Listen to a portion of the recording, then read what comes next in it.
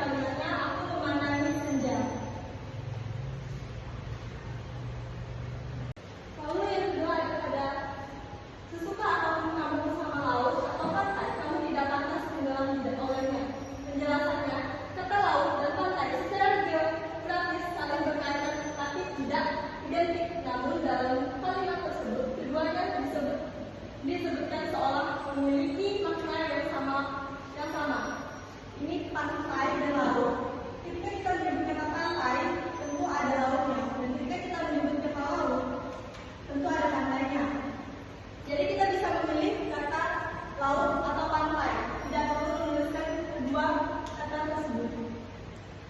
Lalu ada pada kata tenggelam dan kata oleh. Kata olehnya.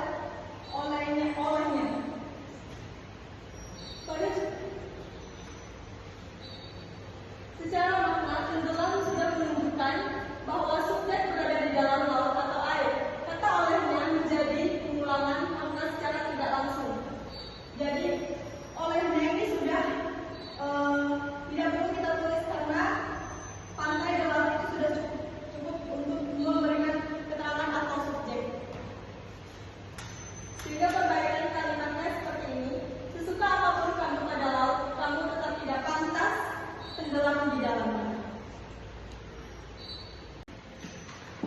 Lalu yang berikutnya, menyukai laut tidak harus menyelam di dalamnya, cukup duduk diam di tepinya lalu menikmati keindahannya. Kata menyelam secara makna sudah mengandung arti masuk ke dalam air atau masuk ke dalamnya. Ketika kita mengatakan menyelam, tentu kita langsung mengartikan ke dalam. Jadi ini tidak perlu digunakan sehingga menimbulkan kreasi. Kita cukup menggunakan menyelam.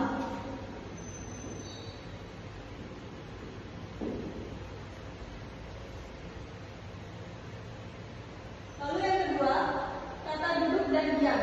Secara harfiah, duduk sendiri sudah menginterpretasikan keadaan diam, tidak bergerak atau beraktivitas.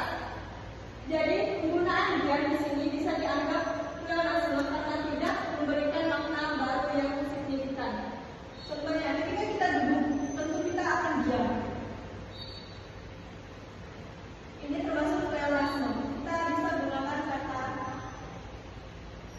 duduk. Dengan perbaikan kalimat, menyukai laut tidak harus menyelam, cukup duduk di tepi dan menikmati